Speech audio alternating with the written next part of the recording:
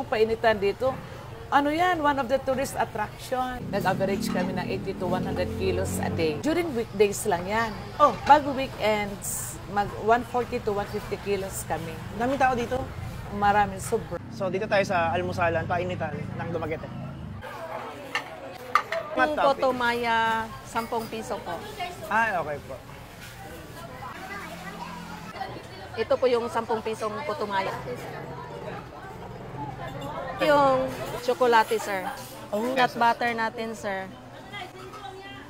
Lagay. Pinakalas yung condense. Yan na. Perfect. Yung simpleng almusal. 10,555. 25 pesos. 3 toppings kasi siya. Every toppings is 5 pesos po. Alright.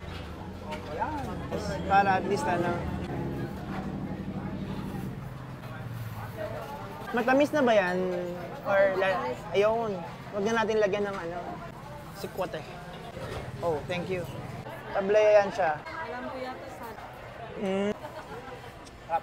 So malamang ito, ang magpapainit dito ay yung kanin.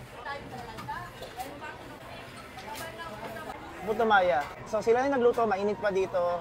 Tapos may peanut butter, toppings 5 pesos. Hot chocolate 5 pesos. Condensed milk 5 pesos pa rin. Every toppings ay 5 piso. Bago pa lumamig, kailangan matikman na.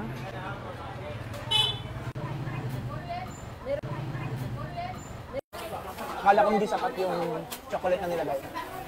Saktong-sakto lang. Mainit pa yung putumaya, sarap. Tapos habulin natin with hot chocolate.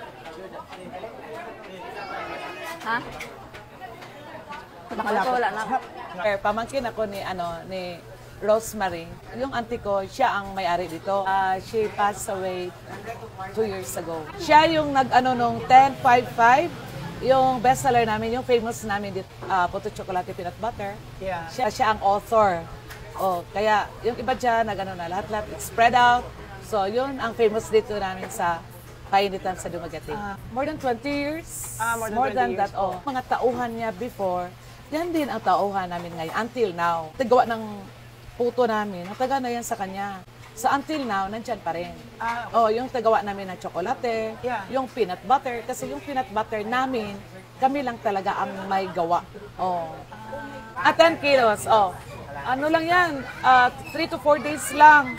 So, yung may magawa dyan, yung pamangkin ko, siya din ang gumawa ng tsokolate. Open kami, 3:30 dawn until 5:30 p.m. Masarap na yung puto namin, biro mo, in a day, nag-average kami ng 80 to 100 kilos a day.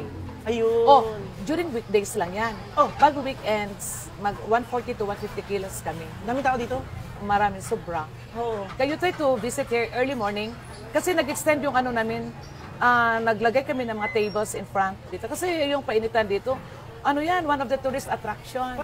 Kaya nakita ni Sir na medyo busy yung sa morning. Wala nang papasok dito from 4 a.m. Ayun. until 9 o'clock a.m. Exclusive Yeah. sa mga maglalakad lang. Yes. Oh, so Para wala na abala. Hindi ko pala na-witness yun.